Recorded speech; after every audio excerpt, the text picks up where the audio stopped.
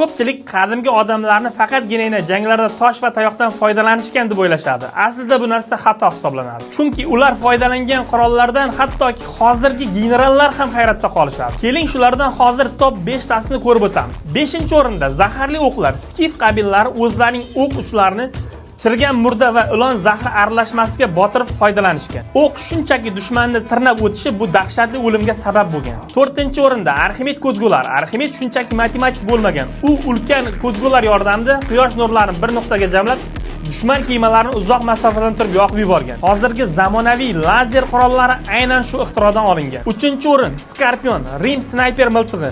Bu mexanik kamon 400 metr masofadan dushmanni shunchaki mixlab qo'ygan. Hozirgi Mortal Kombat o'yinidagi Skorpion obrazi mana shu narsadan kelib chiqqan. Demak, 2-o'rin Grek olovi, vizantiyaliklarning maxsus quroli.